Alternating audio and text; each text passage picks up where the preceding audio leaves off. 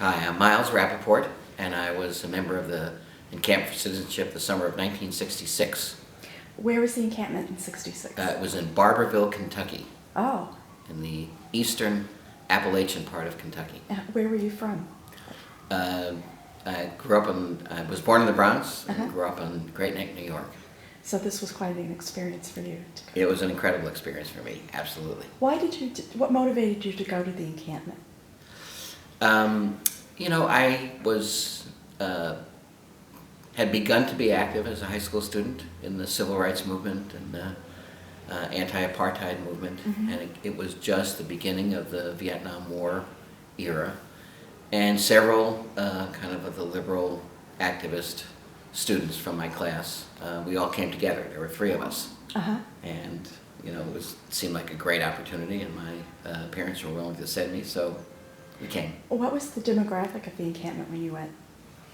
Very diverse. It was a really extraordinary group of African American kids. I think we can call ourselves kids at that time, from all around the country, and white students, a lot from the New York area, but not all. There were people from California. There were I don't remember very much of a Latino contingent. There may have been one or two, but it was mostly, white kids from middle-class families and a variety of African American kids from all around the country. What was your first impression when you got there?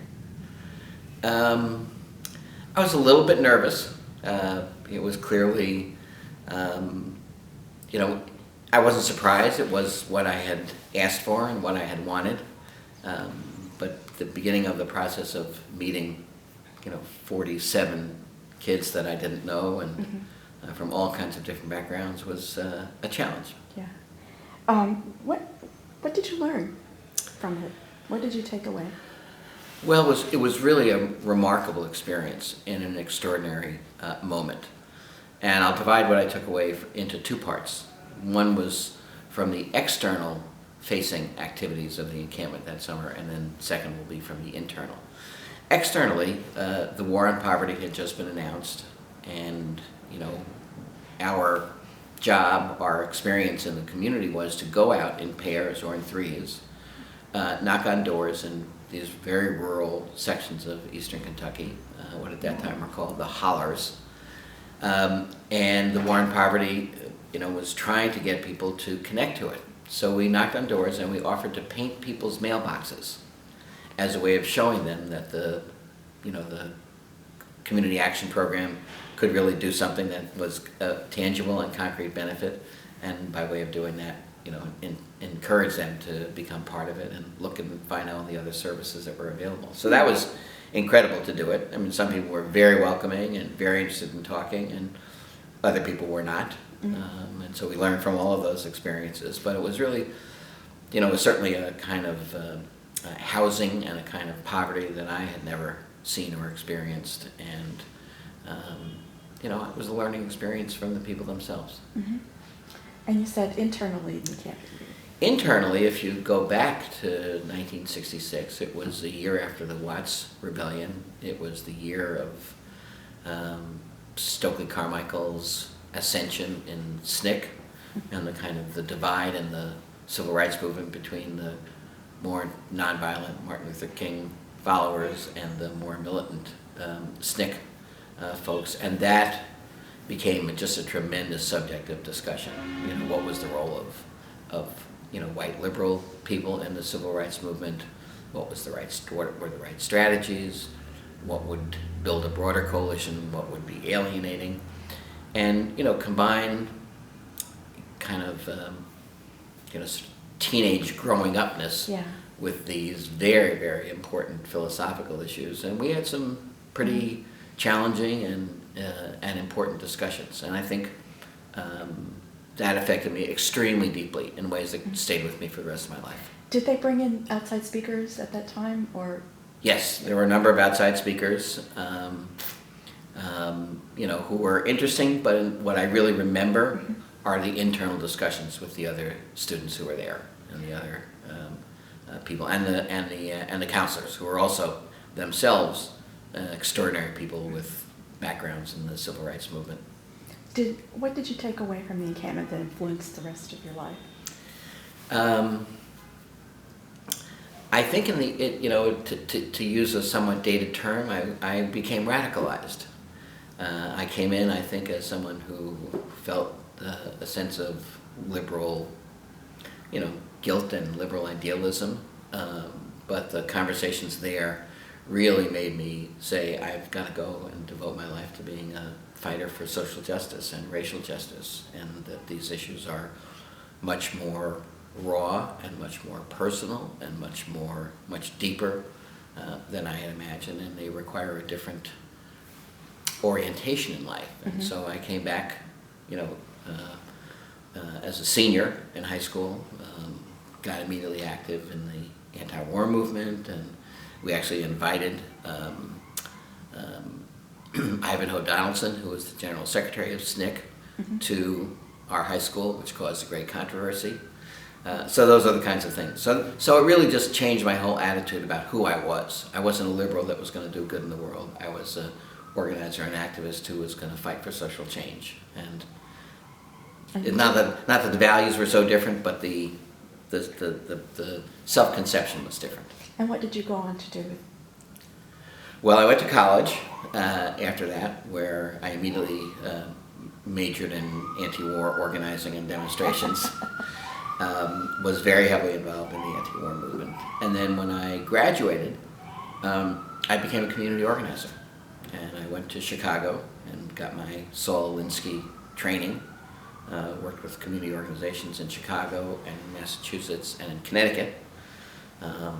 And just learned a tremendous amount and applied a tremendous amount. And then as in the 80s, I ended up running for office as a avowed progressive candidate, and was elected and spent 14 years in politics in Connecticut. And so that's what I did. Yeah, and then you went on to Common Cause. Well, from when I left electoral politics, which was in 1998, I actually went to an organization called Demos here in New York. Was the president of Demos for 13 years, and the main two issues that Demos took on were fighting economic inequality and fighting for an inclusive and expansive democracy. So issues about voting rights, campaign finance reform, credit card debt, student debt, those are the kinds of issues that Demos took on. And Demos continues today under the leadership of a fabulous young woman named Heather McGee, and I'm very proud of the work that I did there. And then I spent 2.5 years at Common Cause, making sure that our democracy wasn't taken away from us. And that fight will continue. Yes. Would you remember any particular people that you went to the encampment with? Friends that you made, or?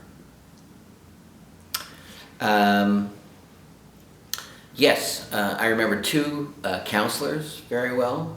One was named Otis Cochran, and he was a law student at the time at Yale, but also had been very active in the civil rights movement. I think came originally from Georgia.